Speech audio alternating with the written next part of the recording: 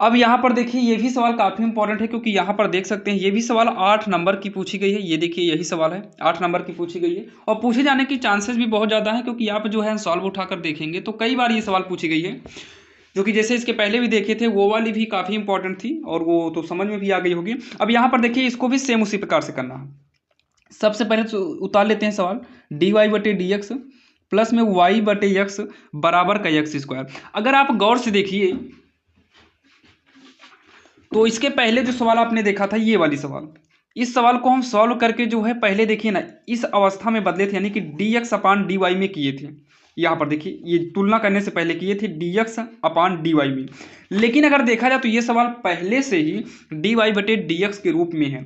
इसका मतलब इसका हमें सीधा तुलना ही करना पड़ेगा। तो यहाँ डी वाई ऊपर है तो यहाँ पर आपको डी वाई वाले से तुलना करना होगा। तो इसकी तुलना डी वाई बटे डी एक्स प्लस में पी वाई बराबर क्यू से करने पर इसमें के दो रूल होते हैं। आपने पहले सवाल में एक रूल सीख लिया था dx वाला और यहाँ पर dy वाला। आपको यही कोशिश करना है। देखिए जब ऐसी कंडीशन की सवाल आए तो आप कोशिश करिए कि आप इस समीकरण को ऐसा तैयार कर दीजिए कि आपको या तो ये वाले से तुलना हो जाए या तो इसके पहले जो आपने देखा था इससे तुलना हो जाए। अब इन्हीं दोनों से तुलना करने के लिए आपको तैयार करना है, इन्हीं दोनों से तुलना करने के लिए आपको इसे तैयार करना है। ऐसी कंडीशन में यहाँ पर dx ऊपर हुआ तो dx किए थे, यहाँ पर y दिया है तो कोई दिक्कत नहीं, तुलना कर दीजिए। अब तो तुलना करेंगे dy dx मैच कर रहा है तो प्लस में पी वाई है, यहाँ पर y बटे x है। देखिए y को y से हटा दीजिए तो p बचेगा और यहाँ पर 1/x बचेगा। तो यहाँ p बचा और यहाँ पर 1/x बचेगा। यहाँ क्यों अकेले है, यहाँ x स्क्वायर है तो क्यों बराबर क्या हो गया, x स्क्वायर हो गया, जो कि काफ़ी आसान है। अब उसके बाद हमें if निकालना पड़ता है तो यहाँ पर if निकालेंगे। if बराबर e की पावर में इंटीग्रल p, जब y ऊपर किए हैं तो यहाँ x करेंगे, उसमें x ऊपर किए थे तो पी वाई किए थे तो यहाँ dy x होगा dx होगा। तो e की पावर में इंटीग्रल, तो p के स्थान पे 1/x करेंगे dx, e की पावर में 1/x का समाकलन log x होता है। और याद रखिएगा e log x है, e की पावर में log x है तो e log का मतलब कुछ नहीं हटा दिया जाएगा और आपका बचेगा केवल x बचेगा।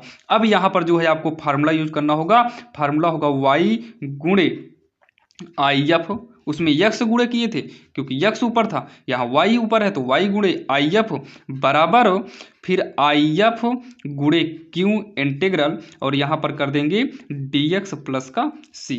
अब यहाँ पर मान रख दीजिए तो y गुणे if का मान कितना है x है बराबर if कितना है x है गुणे में q कितना है तो q यहाँ पर आप देख सकते हैं x स्क्वायर है dx प्लस का c। तो गुणा करेंगे yx और ये हो जाएगा x क्यूब इंटीग्रल में ही dx प्लस का c। तो yx बराबर हो जाएगा x क्यूब का समाकलन करेंगे तो पावर में 3 है, एक जुड़ेगा तो होगा x की पावर 4 अपान में 4 प्लस का c।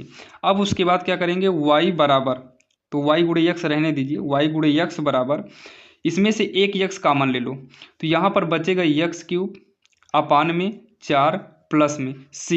यहाँ पर x नहीं था और हम फिर भी कॉमन लिए हैं तो यहाँ पर इसके बटे में x करना पड़ेगा, क्योंकि यहाँ पर x था नहीं कॉमन लिए हैं। x को x से काट दो तो y बराबर हो जाएगा x क्यूब अपान 4 प्लस में c की पावर नहीं, c की पावर नहीं, c गुणे x को ऊपर लाएंगे तो x की पावर -1 हो जाएगा। आप यहाँ पर आंसर कर देंगे ये भी आपका सही रहेगा और बाकी आप यहाँ पर करेंगे फिर भी ये आपका सही होगा। लेकिन फिर से ये बोला भी है, देखिए बोला है यदि y बराबर 1 और जबकि x बराबर 1 हो तो सॉल्व करिए, y बराबर 1 और x बराबर 1 तो हम इसी के आगे से सॉल्व कर देते हैं, बाकी आपका सही दोनों रहेगा। तो y बराबर 1 x बराबर 1 रखने पर इसी साइड में आप देखिएगा तो y के स्थान पे 1 करेंगे तो 1 गुणे x के स्थान पे 1 की पावर 4 होगा अपान में 4 प्लस का c।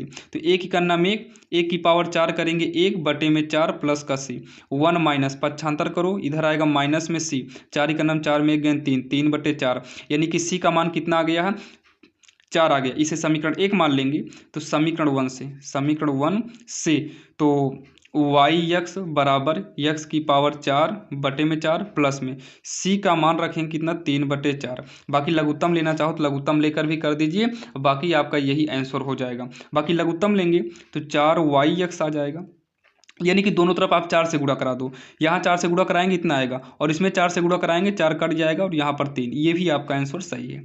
बाकी आप दोनों कर सकते हैं, दोनों से आपका नंबर मिलेगा, नंबर आपका नहीं कटेगा। तो जैसे कि आपने देखा अवकल समीकरण की सवाल थी जो कि काफ़ी इंपॉर्टेंट थी और आपके समझ में भी आ गया होगा। अगर कोई भी डाउट या कन्फ्यूजन है तो आप कमेंट बॉक्स में कमेंट जरूर करिएगा। तो ऐसे ही इंपॉर्टेंट क्वेश्चन हमारे इस चैनल पर मिलता रहता है। तो चलिए मिलते हैं किसी अन्य वीडियो में। अगर आपको किसी अदर चैप्टर की सवाल चाहिए तो आप कमेंट बॉक्स में कमेंट कर सकते हैं। तो चलिए मिलेंगे किसी अन्य वीडियो में, तब तक के लिए जय हिंद।